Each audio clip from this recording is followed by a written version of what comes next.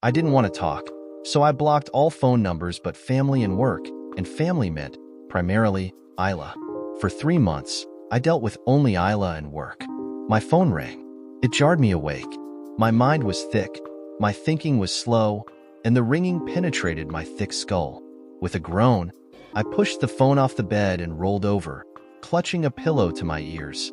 It continued to ring on the floor. What time was it? There was a digital clock on the table. I lifted my head to see it. 3:13. 03:13 hours, as Jill would say. I smiled derisively. Jill was my childhood friend. Always my best friend. She was my lovely wife, the one who promised to love me. The ringing stopped. I relaxed. It started to ring again. Had time passed? I dropped a pillow on it, but it still clanged. I rolled to the edge of the mattress and looked over the side. I reached down and pulled the pillow off it. The screen was lit. Isla. I flopped onto my back. Great. Her sister, Isla, pronounced ILUH. I imagined this conversation in the middle of the night. Kyle, why didn't you answer? Because I drink too much now. It's what I do. I don't have a life without a bottle. I haven't worked, haven't read a book, haven't nothined. I wanted the despair that those statements suggested, but they weren't all true. I'd worked some, checking edits by some of my editors. I'd talked to Sharon Ackerman, my boss. I'd texted a lot with Murray. Murray took on a lot of my work. I just said I had a personal problem, and those two didn't question it. I let out a little more to Murray over the months, so I was sure they both knew what was up. They were workmates and friends. I was still drinking, but only in the evenings, to prevent dreams. It didn't work. Isla would sigh and mumble but avoid berating me, probably. She would think, but not say, "Get off your bum, Kyle. It's been 3 months." Isla was just a little superior in attitude, because she was a little superior to just about everyone in all the ways that mattered. Isla was pretty great in every way. She'd smother me with understanding. I should hang up, or just put it down and roll over. Something. I didn't know what I'd do. The ringing stopped, and thus ended the need for decision. I rarely called me before the troubles began. Since then she called every few days. Once she called for her parents to say I was welcome to come to them, to live with them until things worked out. The other times she called to say that she knew Jill, and the troubles could be overcome. Love could win. At that, I hung up. Everything with them presupposed a reconciliation, at least as a positive eventuality. I wasn't morally opposed to reconciliation, but I had to consider divorce as a likely and maybe the best outcome. Life without Jill was something I'd never considered before. Not ever. I considered it for 3 months. I had time, I thought. She wouldn't be home for months, yet. Afghanistan was far away. The phone started ringing again, and I ignored it until it went away. Perhaps there was some great family meeting ongoing, or Jill demanded a decision on divorce, or Isla was drunk. Yeah, imagine Isla is drunk. Maybe Gil was getting another degree, and we all needed to know immediately, middle of the night, emergency family situational awareness. Aren't you happy for him? When you are at the bottom, you want company. Gil was my friend. He should join my misery. It rang again a few minutes later. I rolled over and saw the light of it on the floor under that pillow. So much, so often, so late. She was persistent. I reached for it, pushed the pillow aside, saw it. I again, of course.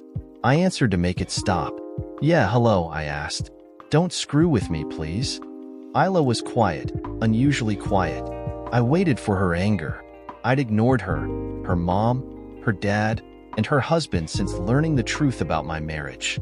Patiently, creating a moment of silence, Isla finally said calmly, Kyle, listen. Listen closely. She was killed, Kyle. Jill. In Afghanistan." I felt a blow and a sudden hollowness, a twisting within. I saw as if down a tunnel. I said nothing because so many emotions commenced in succession. Hate and satisfaction and sorrow and justification and loss. I didn't realize justification was an emotion. They piled on. I was on the bottom and emotions were jumping on me. I was heavy inside. Jill was dead. I cried out, frustrated and angry and empty. No. I was less than I had just been, and I'd never be so much again, I was sure. Life could get worse, worse than the worst I'd experienced. Don was right. Death diminishes us all, no matter how small we already are. Isla was patient, waiting. I breathed into the phone. I wished she were here. Someone to hug. No, not someone, not anyone. Isla to hug. No, just no. Why'd they come so late? At night? I asked. Jill had said they didn't come in the middle of the night. They've been looking for you for 2 days. They couldn't get you with your cell number. They were worried it would leak out.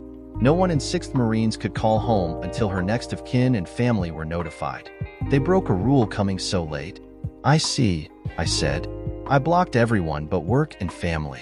I need some time, please. She said, call me when you want to talk, Kyle, or when you're sober. I know how you must. I realize your predicament. We're all awake and will be. Call whenever, or just come over whenever you're ready.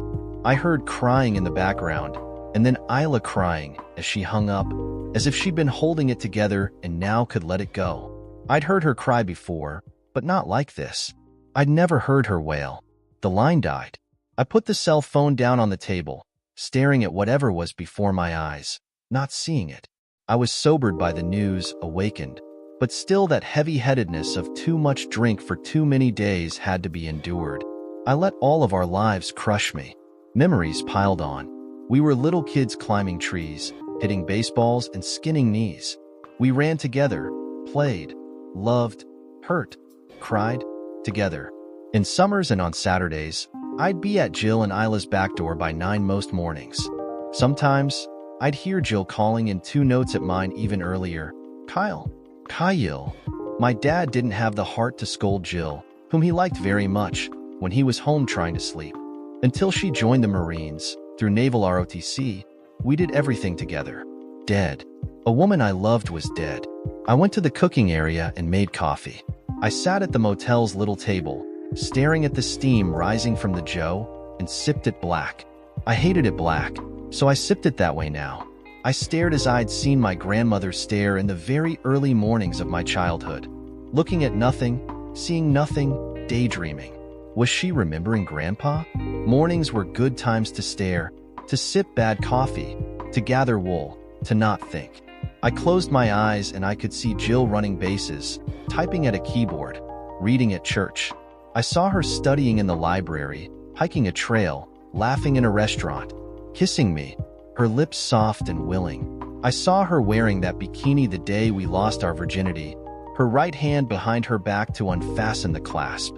I remembered making love with her so many times, enjoying her as he had that last year, which jarred me into dissonance. I pushed that thought away with a will. We still counted, we mattered.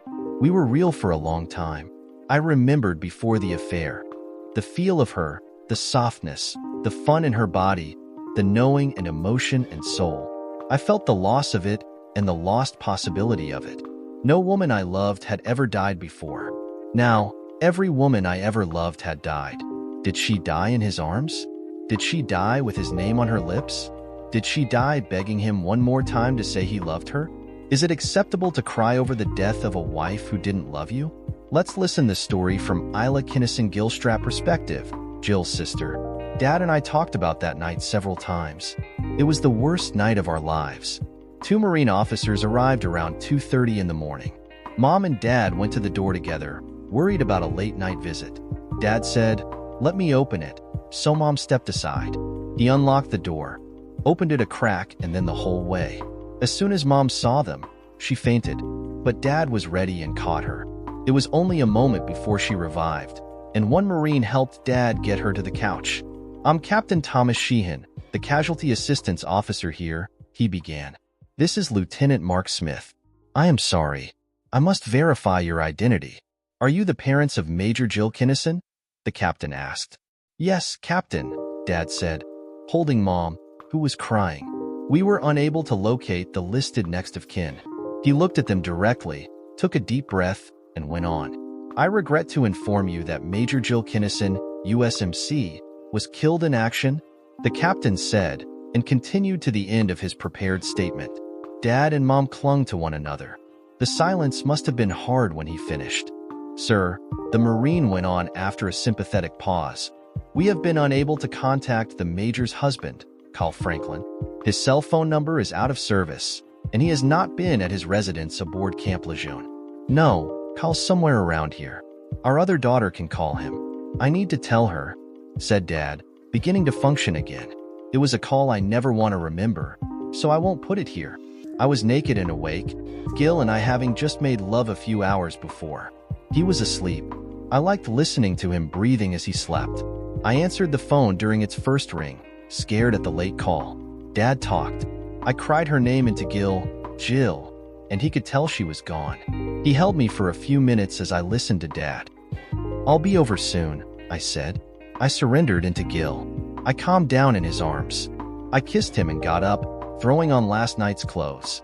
My mind flitted from detail to detail. I need to call Kyle. They can't reach him. I have to go to my parents' house. I'll call him from there. Marines are there, Dad said. He nodded. I'll keep the girls home. I won't tell them until you're back, he said. Let me know what you need. Just drive safely. I married a good and steady man. He kissed my forehead then, and I left. Just a few minutes later, I rushed in the front door of our house and threw myself into Mom and Dad's arms. I saw the look the one Marine gave the other. Men are men, and I saw those looks a lot, even more as I was into my 30s, and even now at notice of my sister's death. But I didn't see a smile. It was more a widening of the eyes. There was nothing inappropriate. Kyle, have you reached Kyle? Mom said. Even in these last troubled months, Mom kept Kyle first. They couldn't find him. The captain was nodding. We aren't supposed to come so late, but there has been a search in North Carolina, with no luck. We worry that the communications blackout in Afghanistan might fail, and there was another Kia whose family found out yesterday. We didn't want you to find out on the internet. I could tell he was worried that he'd broken the rule about late-night notifications. I saw that Mom and Dad were too devastated to converse yet, so I spoke up. We understand completely. I can reach Kyle, if he'll answer, and I think I know where he's staying. I was holding it together for now. For Kyle. Ma'am, the Marine said, we're supposed to notify him in person? I shook my head. No, he'd rather hear it from me. And he won't want us to see him the way he is now, I said. Kyle was probably drunk. He'd been drunk several times that I'd called in the evenings. I looked at the captain, right in his eyes, and I think he saw honesty. Kyle's my best friend, I added. I'll make sure he understands. He nodded. He was breaking protocols, but at least the mission was progressing. I reached Kyle after several tries while the Marines sat in the living room talking quietly with Mom and Dad. They heard me tell Kyle to sober up, probably suggesting to them an explanation that was misleading. When I hung up, I couldn't hold it together any longer, and I let myself cry. Mom and Dad joined me. The captain and the lieutenant just waited for us. Finally, we quieted. They talked about the details of the case, that the body was not in the U.S. yet, that she died in an explosion during a grenade attack on her vehicle. They would need to talk to Kyle in a day or so about the funeral, insurance, housing, all the stuff of a Marine's death. I gave them my number, told them I could usually get Kyle if no one else could. The captain wrote some things in a little notebook. I made coffee. Mom and Dad stayed on the couch. I brought each of them a cup, the one Marine also after I asked. I took the overstuffed chair. We sipped the coffee, all of us taking it black. No one wanted to leave the room to get cream or sugar. We told stories. Dad remembered Jill avoiding a tag to score a run when she played hardball with Kyle. Mom remembered her crying after being stung by 6 bees when she was a kid, Kyle waiting patiently for his turn at comfort. I told them about how we'd play capture the flag with the Marines against the Army, and the 2 Marines smiled. Gentle stories brought little, wistful smiles to us. The Marines eventually stood. Ladies, sir, we will be leaving you for now. We'll be in contact soon. You may call me anytime, the captain said, handing a card to Dad and 2 to me. Please have Mr. Franklin contact me soon. We'll let ourselves out. You have our sincere condolences. I stood and each shook my hand in Dad's. The lieutenant, who appeared out of his depth, nodded, and they left. We sat and cried for a bit, hardly believing she was gone. Another half-hour passed. The doorbell rang, perhaps not so unexpectedly. It was Kyle. I opened the door. He stepped in, and I clutched him. I felt his arms around me, one of the few times in our lives that we hugged tightly. Mom and Dad waited in the room while we whispered things. I can't believe this, Kyle said. I know, I said. It'll never be right again. The whole thing, he said, and I squeezed harder. I felt him against me, and for once he didn't pull back. I didn't smell alcohol. I did smell mouthwash. Good. I wanted to stay in that warm cocoon, but the world about us was real. We walked into the room. Mom hugged Kyle for a long time then, also whispering things. Then Dad hugged him and shook his hand, much more briefly. We should sit, Mom said. The Marines left a while ago. I'll get some coffee, Kyle said. We found our seats. Kyle came back with his coffee black and sat by Mom on the couch. Dad said, we were telling stories about Jill. It was quiet for a bit. Mom was whimpering gently. Dad also was shaking at times. Dad, remember the day she said she wanted to join the Marines? I asked, and he smiled and nodded. I told the story with fondness. She was a senior in high school and asked me to sit at the table with Dad and her, just to be there. Kyle was away at Miami, partway into his sophomore year. I was home from Dayton to observe some teachers. Jill was determined to make this argument to Dad now. Dad, I want you to listen, she said. She was nervous. I saw our dad glance at her left hand and realized he was wondering if she'd gotten engaged. I smiled. That wouldn't have surprised us either. Okay, shoot, he said. I want to join the Marines. She'd never said it out loud to Mom or Dad. Every kid in the neighborhood knew it for years. You want what? Dad said. It wasn't really a question. It was a surprise that should not have been. Kyle and she never talked about their dreams or plans with adults. She was frank with her own generation, though. She and I had talked about how dorky the women Marine dress skirts were. She kept bringing the Marines up in high school. I want to join ROTC, she said. I think I can get a scholarship. My scores were high, you know. You were in the Marines, so was Grandpa. Why can't a woman want to be in the Marines? Woman was a strange word for a high school senior to use referring to herself. Dad exhaled. I realized he leapt to the conclusion she meant to forego college and enlist. He was obviously relieved at the words scholarship and ROTC. He took his time responding. It was his usual way. What about Kyle? You must be serious. What does he think? We are serious. We've talked about getting married, and we'll get engaged when I'm in college, she said. No, I mean, how will your being in the service affect him? Dad didn't know what Kyle's hopes were. Kyle was studying English composition and American history, but he never talked to anyone but Jill and occasionally me about a career. He wanted to work in publishing, perhaps as a writer. Kyle was getting notice from his teachers at Miami, winning and placing in 2 writing contests as a sophomore. He just never brought up to our parents that he'd won something. He never bragged or pointed out an award. He left that to Jill and me. He's willing to go where I'm stationed, he says. He thinks we may have to be separated some, but that goes for any military family. He's a good guy, she said. He expects to be able to work from home. In publishing, that's what he hopes anyway. I thought she sounded positive and capable, prepared. She told me she scripted out the whole thing ahead of time. That would be like Jill. Dad looked a little strange. You love Kyle, don't you? He asked. It was a strange thing to ask her because of course she did. Everyone knew Kyle and Jill belonged together. Everyone assumed they'd marry. You'll be around so many men, all the time. Will Kyle be jealous? Yes, I love Kyle, but I want to do this too. No one will ever come between us. Kyle is part of me. You know us.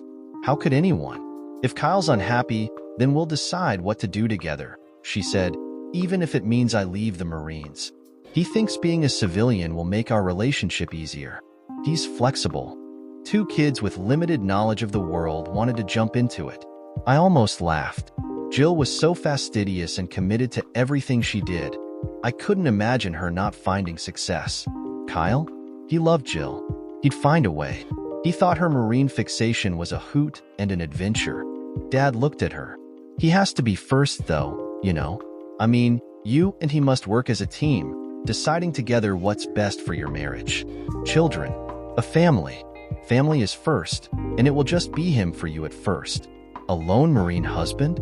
Jill was nodding. It was a long speech for Dad. I know I have to be as reasonable about the family as he's being about the Marines, she said. We've been talking about that. We think we can work it all out. You know how positive Kyle is, she said. Dad knew he was, too. He looked at me. Has she been thinking about this for a long time? He asked. He put his hand on Jill's hand, and she knew he'd support her. I nodded and smiled. Remember us playing soldier? She always made us call it playing Marines? Yeah, she's wanted to do it for a long time. Forever, really. Dad nodded and looked her in the eye. Your mom thought you'd want to do something like this. I'll tell her when she gets home from choir tonight. Jill's eyes were shining. Dad, I'm so grateful. She leaned over the table and hugged him. Now sitting at the table that awful morning, Dad nodded at my reminiscence. We were quiet. A minute later, Kyle remembered things they'd done together. Climbing Mount Fuji when he visited her in Okinawa, and they flew to Tokyo for a few days. Living with a cockroach infestation at Camp Lejeune, afraid to turn on the lights because of all the bugs that would skitter into the baseboards. Swimming in a creek in North Carolina's Uhori National Forest. Kyle's promotion to chief editor in his company. There was always another story. It was bittersweet. There was a part of her we didn't know at all, and it now affected every good thing. Love can be tarnished. Jill's life ended with an ellipsis. Marge Devereaux, regimental commander's wife, before deployment, narrating. Dwight finally gave me an updated list of all the officers in the regiment. Wives, living togethers, family, whatever, in early April. There should be no more officer transfers, he insisted. So I had their addresses and emails, phone numbers. I could contact the spouses of the battalion commanders and officers. All wives and one husband. You have a woman in the regiment? I asked, surprised. We were eating supper late again. He'd worked till 9. Most Tuesdays he worked late. Oh, yeah, she's in accounting. Just got major. A year early, I believe. Kinnison, Jill Kinnison. Got her last November, I think. He was clipped, abrupt. It was his manner when he didn't want to go on about something. I said, says here she's married. Yeah, haven't met him yet. We should get everyone together. Officer spouses, anyway. Oh, she did say she didn't take his last name. I don't know what his is. He sounded a bit derisive with that last mention. I looked at the paper. Kyle Franklin. Dwight hadn't mentioned he had a woman Marine assigned, and a higher-ranking one, at that. Her specialty was not combat arms, so she would not be in the combat chain of command. Still, she'd been working with him in the logistics shop for some months. I'll organize something. Give me a date. And I want to talk to the wives of the battalion officers, so they know what they can do to help, I said. I liked seeing all the families and children. Ike and I had decided not to have any children, and I sometimes regretted it. Dwight looked at me, smiling. We went through it last war. Now you're the woman they'll look to. I know it's not a regulation or order, but, he said, it's appreciated. I know. I don't mind. It makes the Marines a little more bearable. It's easy to feel alone. He nodded. I thought, Jill Kinnison? Huh? He was dismissive, unusually so. I reached no conclusion, but I thought, not again. Dwight said nothing as we finished the food. Meeting go okay? I asked. He held meetings with his battalion commanders on Tuesday evenings. Yeah, they're excited about the deployment. Henry, that's 3rd Battalion. He's so nervous he can't sleep. And since his wife left him, he's practically living in his battalion area. Wonder how she's doing. Are they divorced? I asked. I didn't know Lily Henry very well, but I had met her. I knew she took the kids back to Pennsylvania and her parents, but not why. There's a lot of stress being a Marine officer's wife.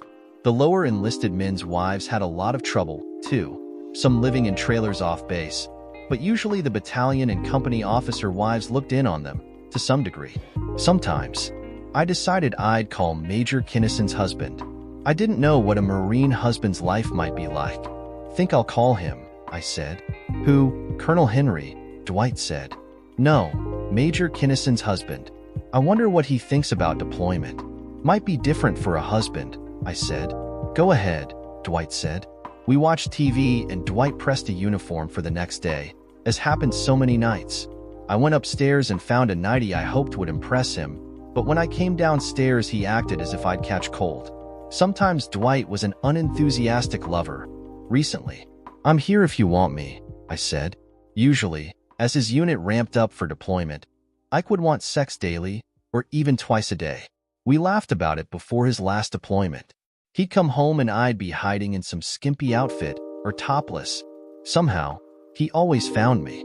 He smiled. "You look too good. Tomorrow night, I promise. You know Tuesdays are so long," he said. I tried not to be disappointed, but I thought of him and missed his sex. Isla Gilstrap, sister of Major Jill Kinnison, narrating. They weren't divorced. There'd been no time.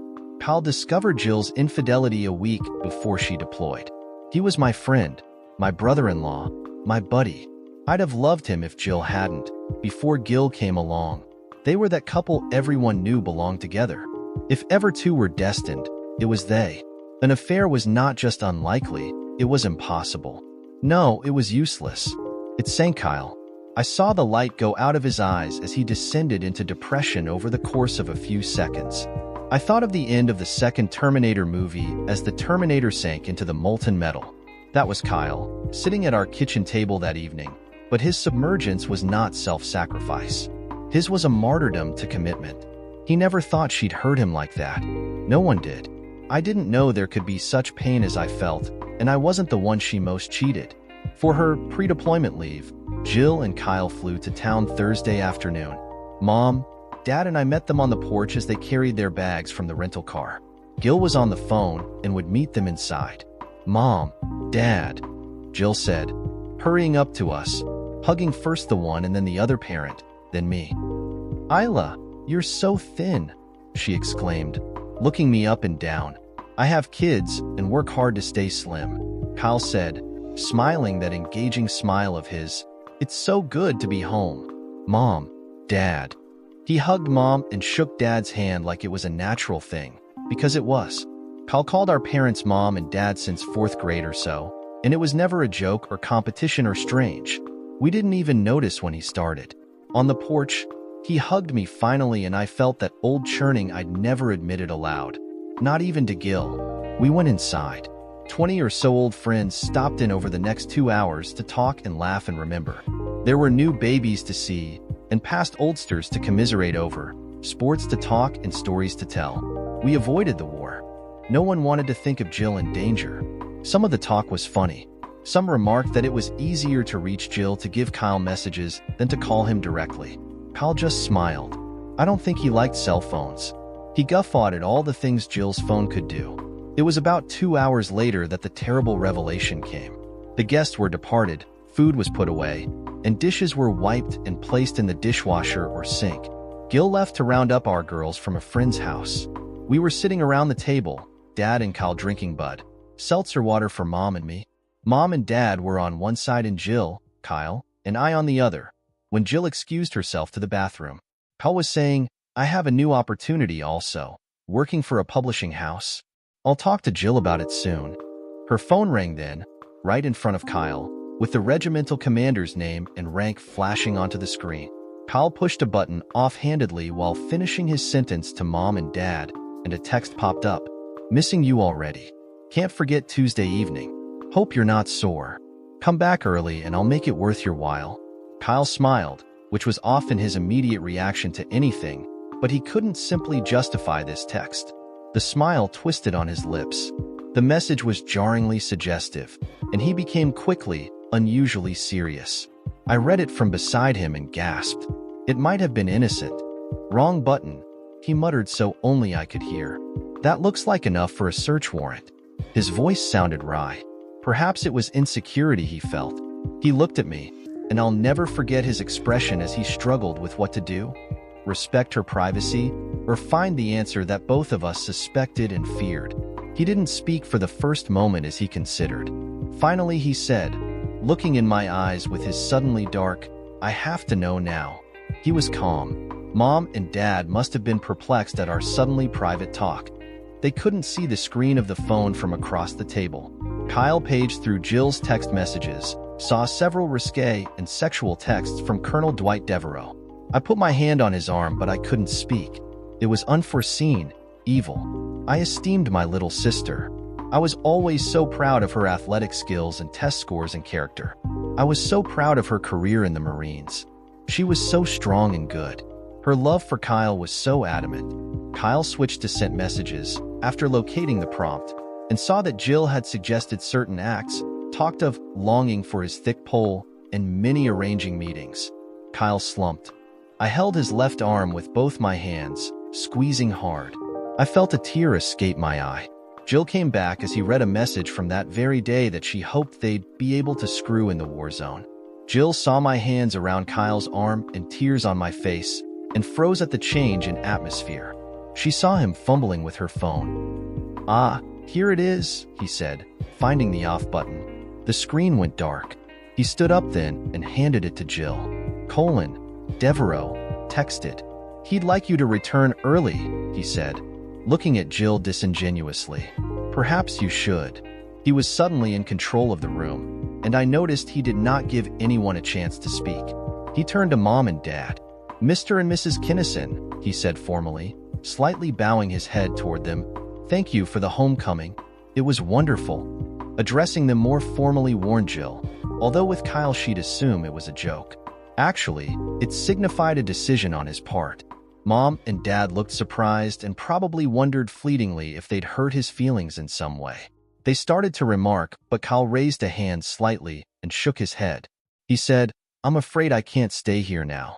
Isla, if you'd explain after I've gone?" He looked at me. He was struggling to control his voice and emotions. He was pleading with me. I nodded slightly, realizing our lives would never be the same. He said, "I appreciate it. Thanks." He looked at Jill for a brief moment, the last time he saw her, as it happened. I saw his sadness and her bewilderment. He shook his head, reached out his right hand and touched her cheek with 3 of his fingers. She asked, sounding confused, "Kyle, what's going on?" She sounded like a little girl again. He dropped his hand from her, turned and left. Since they'd just arrived home, their bags were in the living room. He picked up 2 and continued out the door without hesitation. His escape took only a few seconds. The whole scene took only 30 or so. It was a moving, handsome exit. I looked at my sister, who appeared both mystified and angry at being ignored by her husband. I hated her at that moment. She had been first in his whole life, and now it was obvious he was not always first in hers. I shook my head. "He read your texts too, and from your colonel," I said. I looked at Mom and Dad. "She's having an affair with him." Kyle just saw their sex messages to each other. Mom jumped up aghast, saying, "No," as her chair crashed over backwards into the refrigerator. Her hands were clasped in a gesture of exasperation. I think that may have been the only time in her life she felt incredulity. Jill cried out, "Ah," and tried to get around the table, but Mom and her chair blocked that way to the door and Kyle's chair blocked this one. By the time Jill got around, went through the living room, and opened the door, Kyle was backing the car out. Kyle, she called, and I remembered her calling his name at his back door early on so many mornings. This time he didn't respond. The sing-songiness of it sounded a lament, and her crying it was dolorous. She saw the rental turn down the street and disappear around the bend. Her calls became woeful as she lost hope of reaching him. She stood there a few moments, holding the door open and looking into the dark. Her head was down as she turned around. She came back to a not very welcoming set of parents and a sibling who felt almost as cheated as her husband. She looked at me and said, "Why did he open my phone?" She assumed his respect for her would protect her from discovery. His virtue would secure her vice. I shook my head. "Your lover texted." I think Kyle meant to turn it off, but he hit open instead. Then he had to know. I saw her eyes flicker when I said lover. At least she felt some anguish. I stood. I couldn't contain how I felt. It welled up and had to get out. "How could you?" I asked furiously, teeth together, spitting it out loudly. I had never talked to her with this depth of fury. All our arguments were spats until this one. I looked at her and she lowered her eyes. She shook her head and sat down. I said, "We were his family since he was 6. He has no one else. He was always with us. He was one of us." Us, I was shouting. Kyle was our not brother. To cheat him chatted our family. It was the marriage that was so natural. 2 kids who grew up together, loving, learning sex together, marrying, doing it right, fully. How could we be a family without Kyle? How could we be a family now with Jill? We were all quiet for a long time. Jill's face was locked as stone, saying nothing. Mom was staring for some moments, leaning on Dad. I had tears streaking my cheeks. Someone groaned. Dad shook his head after several minutes and said directly to Jill in a calm, clear, hard voice, "We watched the three of you grow up. It was joyous, one of the best parts of our lives." He looked at Mom, and she nodded. She was still with us. "We thought we taught you character and dedication. Virtue. Kyle fit with us. He called me Dad and never expected anything for it." He shook his head with a little half-smile, remembering the optimism suddenly lost. He wasn't finished. "If ever two were one, you were. Never did that boy so much as consider loving someone other than you, Jill. He missed you for a year when you were in Okinawa, uncounted months of temporary duties, weekend work, him living mostly alone, going to school, working in military housing, and waiting for you to come back. He was crushed, absolutely crushed, by your miscarriage and that you had to go through it alone. He chose a career that could complement your rigid one. If he ever complained or wished it different, I never heard it. I've never seen a man so in love with a woman. Never." Jill nodded, because it was so obviously true. She got the reference. Dad was seething and visibly trying to control himself. He had never been violent, never hit us, never considered it, probably. He was shaking as he held Mom. "I'm so sorry," Jill whispered. The Marine major looked like a child again, eyes suddenly dark and looking down. She was 31. It was all she could say. It was a ruse. Dad said, "You Marines make a big production about your motto, greeting people with it, abbreviating it, perhaps diminishing it. You cheated the person most loyal to you. I never." He struggled to go on. He gathered himself. He was so angry. When he did, his voice was a forceful whisper. "I never, ever want to hear you say Semper Fi to someone. Do you hear me? Never." Jill looked up at that. She had only considered the motto as regards her core and the faith that sustains men and women in combat. Dad didn't see it that way. Always faithful was always faithful. You don't choose when to be virtuous. I think Dad opened her eyes a little. She had a strange expression on her countenance, almost as if a light came on. I think she learned something in that moment. Mom was calm. Dad put his arm around her, and she leaned her head against his shoulder, an unusual display for them. Mom said, "It was pride. I was too proud." 5. Then 6 minutes passed in difficult silence, all of us feeling a heavy weight. We had never experienced a loss of love. Our family had lost its innocence. We were supposed to be the good in the world. Other children lied and stole, but Mom was sure hers did not. Now her shorty was lost. She believed in that moment that her effort to be a good mother was ultimately a failure. She was at best average, probably not even that. She must have felt the immorality of her adult daughter was because of her poor mothering. Mom said, looking at me probably because I had the girls, "I'll never give advice to another mother again." Jill looked at her as if she'd been slapped. Jill eventually left the table without a word and went to her old room. She slept in her travel clothes that night, or her underwear, probably because she didn't want to face any of us by walking into the living room to get her bags. Mom and I eventually talked about the situation. Dad sat there listening to us, trying to calm down. We wondered if Kyle would ever feel part of our family now, or if he'd pull away. After midnight, I remembered I had work in the morning. I went home and told Gil.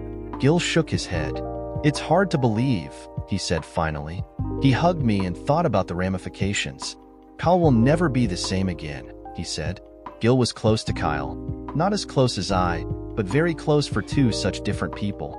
"Nothing will ever be the same again," I said, and Gil accepted the overstatement. Kyle would sink, and I assumed he would find solace in depression for a while, if that made sense. I always felt that Jill was the source of his happiness. I couldn't imagine him happy without her. I hoped he'd slog through the depression and then rise. I wanted him to be that furious husband who could find happiness even without the great love of his life. Perhaps Jill would only be the first great love of his life. No one had much to say to Jill for the rest of her leave. It was as if there was a pall over us, making every movement or word too much effort. I could escape by going to my home, to my girls and Gil. We explained that Aunt Jill was home, but Uncle Kyle had to go away suddenly. They were used to Kyle and Jill being away. Jill stayed for her whole leave, perhaps in the hope Kyle would come talk to her. Several times I saw her crying. Once, she sat with me in the living room and said, "Mom, talk to me." I said, "Oh? How'd that go?" Jill's eyes were full, and then a tear fell. She asked me, how could anyone not love Kyle enough to be faithful to him? "And what did you say?" I asked.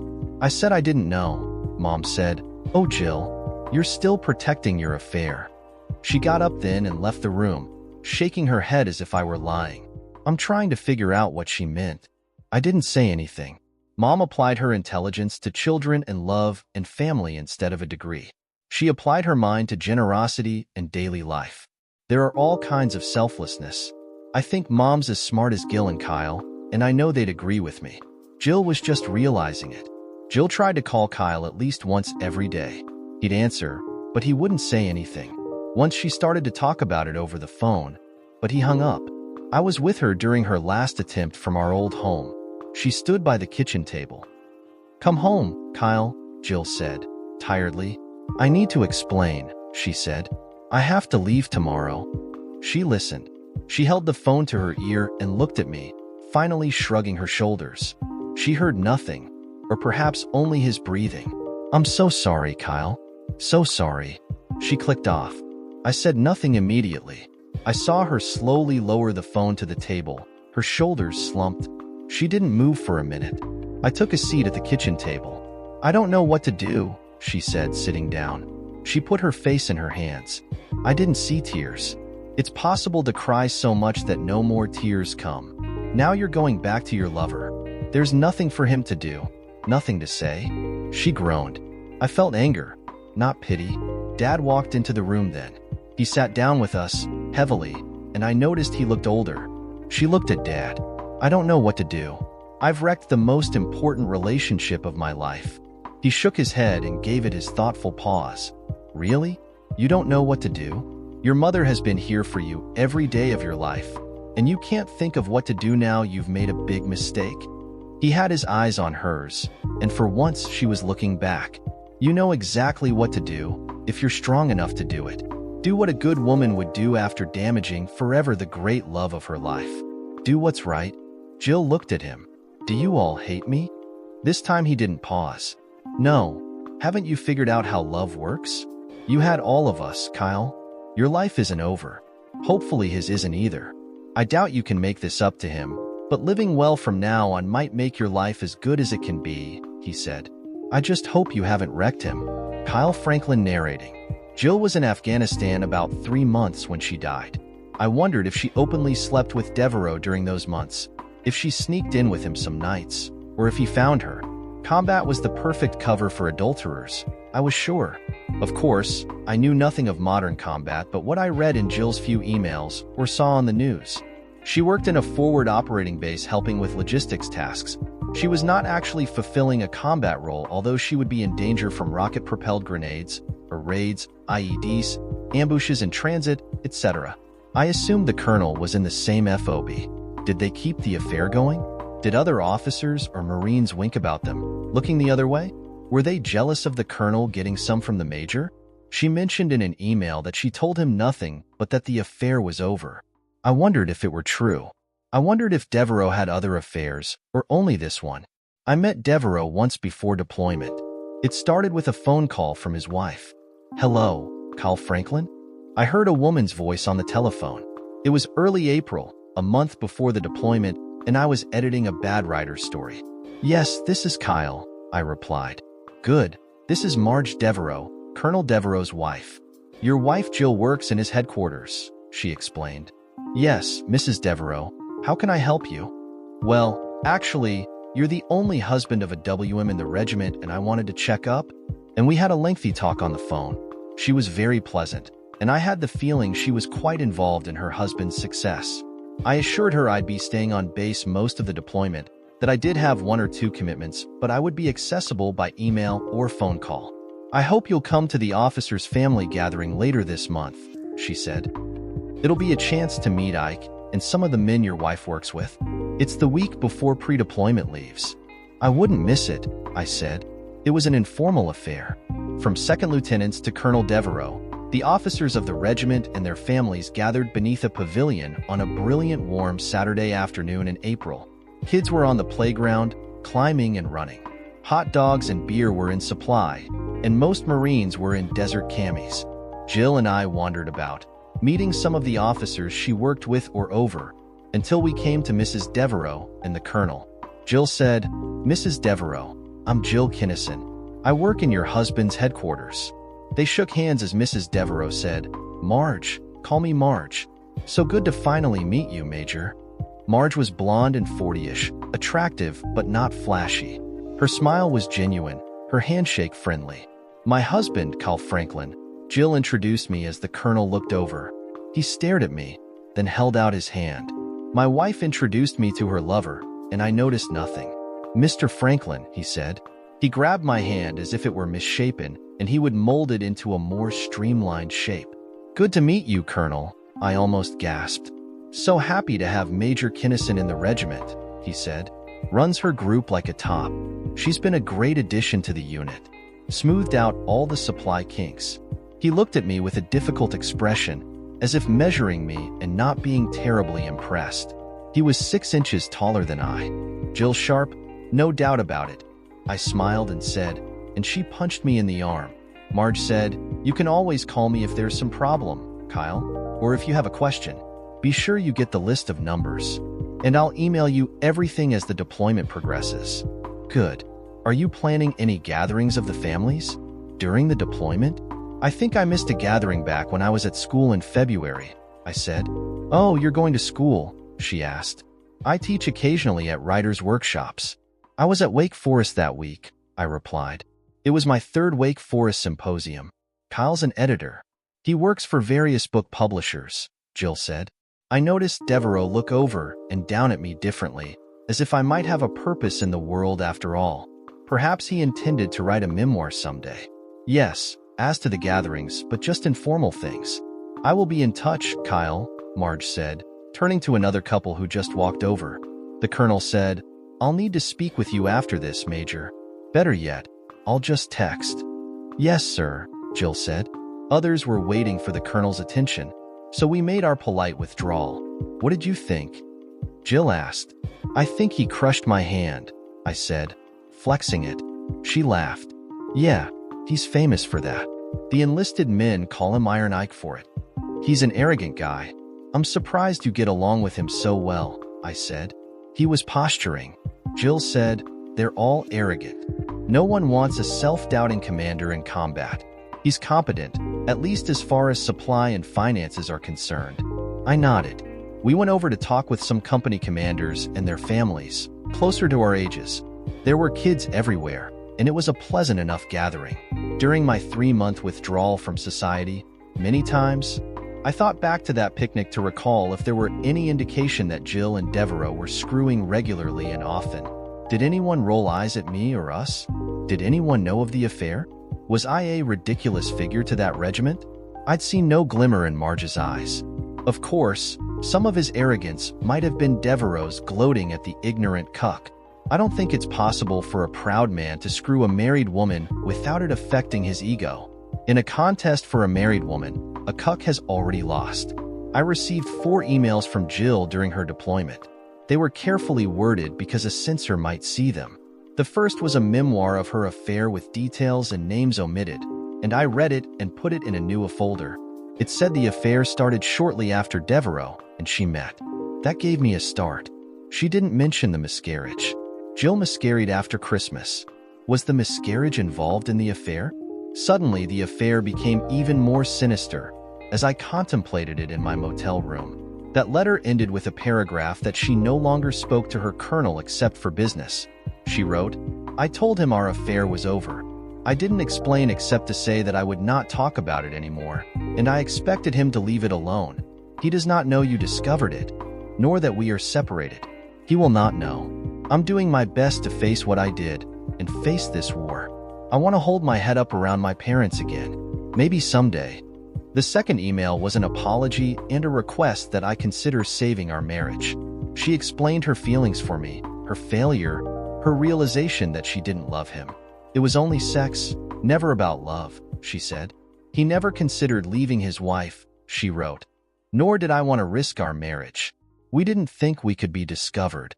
Perhaps the Marines taught Jill arrogance, like the others. The third and fourth letters were brief. Jill talked about her job and the dangers she faced. She ended each with a statement of love for me and the hope she had not ruined our relationship. The fourth letter ended, I doubt our relationship can ever have the fullness it once did. It was all my fault. But that does not mean it can't be good and worthy. Did her colonel read her letters? Were his hands on her jugs as she clicked send? As with the first two, I put these in the folder labeled Jill. I was so angry. I hated her, him, the Marines, the war, all of it. The idea I might love Jill was not appealing. Did she screw other Marines?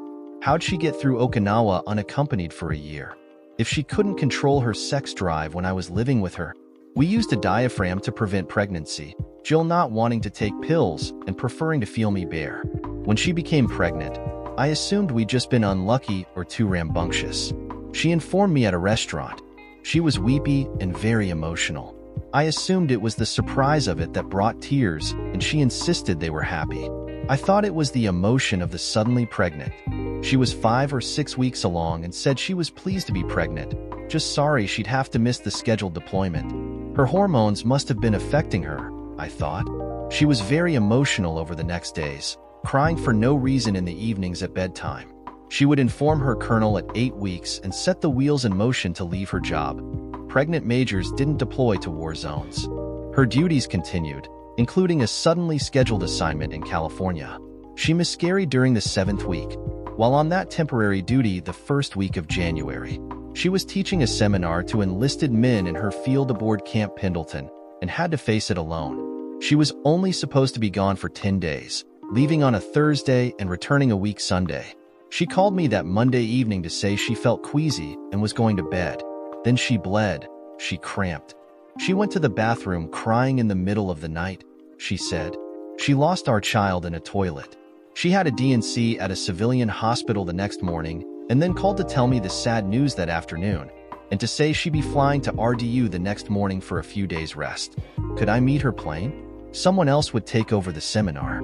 She was alone for all that, so far away and without anyone she knew to help or comfort her. If she'd called, I would have flown out there, and Isla or her mother would have also. The first I knew of the thing was after the procedure. That was perhaps the first time I realized how independent and competent Jill was. I was stricken by the sadness as I called her dad, but proud of how she could handle even such a personal crisis alone. We were tough, though. One miscarriage was bad luck. We would get past it. Every memory was suspect now. Was all that a machination? Was the baby mine? Was she unfaithful that early? I couldn't remember the date of the first mention in her phone, and the memoir letter didn't specify the start, or anything else really. I counted back the months, the weeks. The miscarriage at 6 or 7 weeks, about 7 or 8 after she joined the 6th Marines. She'd known the colonel a week or so when she probably became pregnant. Could it have been his baby? So soon?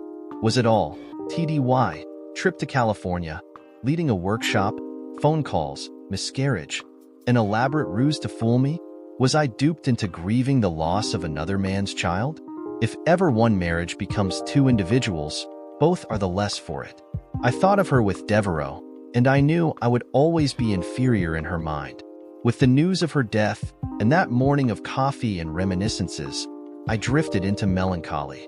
The Kinnisons went back to bed, and Isla went home to tell her daughters that Aunt Jill was dead. I stayed on the couch, waiting for sleep that would not come. Disconnected memories came unbidden. I saw her diving for grounders, throwing to first, running down a runner, and getting another girl at the plate. I remembered how she shook after sliding her mom's car into a parked car on an icy day when she had just gotten a license. After my grandma died, she rested her head on my shoulder and let me cry.